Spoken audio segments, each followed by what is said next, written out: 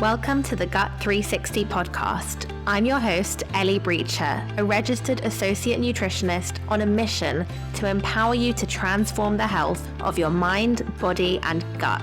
This podcast is the place where we share nutrition tips, mindset tools, and actionable steps to help you thrive on your journey to a healthier gut and a happier you. If you're ready to get into the driver's seat of your own health and unlock your full potential, you're in the right place, and I am so glad you're here. Hello, and welcome back to your weekly dose of Monday morning gut health inspiration and education. I can't believe season 2 of the Gut 360 podcast is finally here, and let's just say the pod has had some serious upgrades. I am so excited to bring you some incredible episodes this season. We've got lots of amazing guests lined up who I know you guys are going to absolutely love listening to. And today we're talking all about why gut health is so important and 5 ways you can support your gut microbiome today. I'm going to start off by explaining why the gut really is so important and what the gut microbiome is. And we'll talk about why the gut is known as the second brain and how the gut supports your mood, your immune system, your hormones, your skin, and so much more. And then we'll move into my 5 top tips as a gut health nutritionist that you can start implementing today. So pop your AirPods in and head out for your morning walk, or grab a coffee or a matcha and get cozy. Now, before we get started, one of the upgrades that the podcast has had is we're introducing not just 1, but 2 new weekly segments. So we'll be starting off every episode with our opening tradition, which is the food of the week and my favorite way to use it. And we're also going to be finishing each episode with a nutrition Q&A. And you can submit your questions to be answered through my Instagram, which is Eli Brecher Nutrition, linked in the show notes below this episode.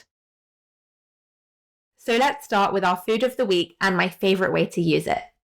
This week, our food of the week is pears, which are in season right now, and they are great for your gut health because they're packed with fibre, which helps with your digestion. A medium pear has about 6 grams of fibre, which is more than 20% of the daily value for adults.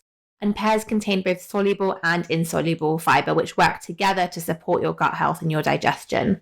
Pears also contain antioxidants that may help reduce the risk of heart disease and cholesterol issues. Plus, they're packed with other nutrients like vitamin C, vitamin K, and potassium. And a top tip would be to make sure that you're actually eating them with the skin on, so not peeling them, because the skin of a pear contains a lot of fibre. In terms of my favourite way to use pears, I have a delicious recipe for a pear and rhubarb crumble, which is up on my website, elibrecher.co.uk. It's linked in the show notes below my website as well. So it's probably one of my favourite desserts ever, so definitely give it a go and let me know how you get on. Now let's get into today's episode. So why is gut health so important?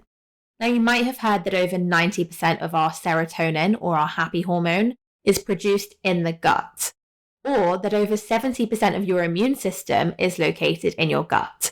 So you can see the health of your gut affects so much more than just your digestion. Everything from your hormones and metabolism to your skin and mental health, looking after your gut health is so essential for overall well-being. The gut is often referred to as the second brain, and that's because it has a nervous system of its own. And the gut and the brain are constantly communicating with one another via the gut-brain axis. So what this means is that poor gut health can translate into poor mental health, including feelings of anxiety and depression. And the opposite is true too. So high stress levels can actually worsen your gut health. And many of us will experience things like butterflies in our stomach before a big day. Now let's talk about the gut microbiome, because you've probably had this word floating around, but perhaps you're not quite sure what it actually is. The human body contains 10 times the amount of microbes than human cells. So in other words, we're actually more bacteria than we are human.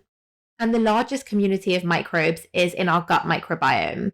And that's the collection of trillions of bacteria, fungi, and viruses that live inside our intestines. The microbiome is involved in digestion, absorption of nutrients, production of certain vitamins. Things like vitamin K are produced by the gut microbiome, supporting the immune system and protecting against pathogens, which are the bad guys that we don't want.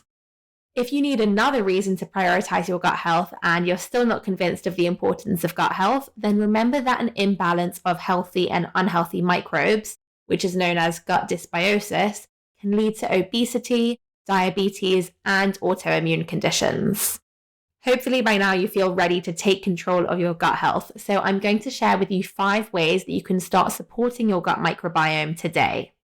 Tip number 1 is to eat the rainbow. And what that means is make your plate as colorful as possible. The micronutrients are what give our food its color. So seek out those deep hues in beetroot, kale, blueberries, sweet potatoes.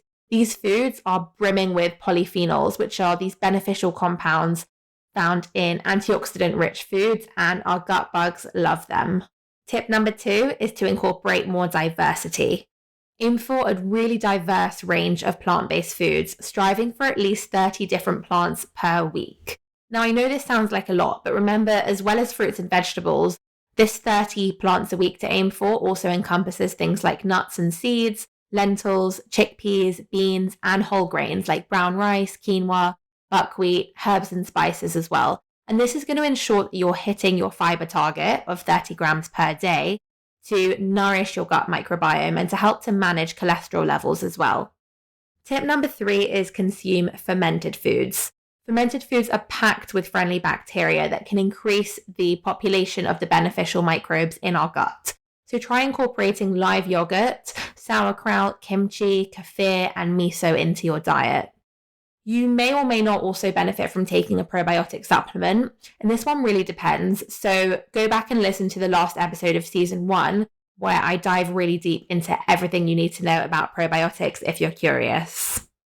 My 4th tip is to include prebiotic-rich fibre. This one sounds similar to probiotics, but actually prebiotics are the foods that the good gut bacteria, or the probiotics, feed off, and it helps them to grow and multiply and thrive in our gut. So prebiotic fiber can be found in foods like onions, leeks, garlic, asparagus, oats, and also slightly underripe bananas. My 5th and final tip is to manage your stress levels. Now, on the Gut 360 podcast, we always take a 360-degree approach to gut health because, as you know, nutrition is only one piece of the puzzle, and it's about so much more than just the food we put on our plate. So I wanted to talk to you guys about the importance of stress management for our gut health. Studies have shown that stress management techniques like meditation, deep breathing, and yoga can all benefit our gut health. And that's because of a strong connection between the gut and the brain, or the gut-brain axis, like we talked about earlier. Find what works best for you, whether it's a walk in nature, strength training in the gym, or maybe just enjoying a nice bubble bath. Whatever it is that you do to relax and manage your stress levels, do more of that. There you have it, a gut health nutritionist, 5 top tips to support your gut health. So give these tips a go and let me know how you guys get on.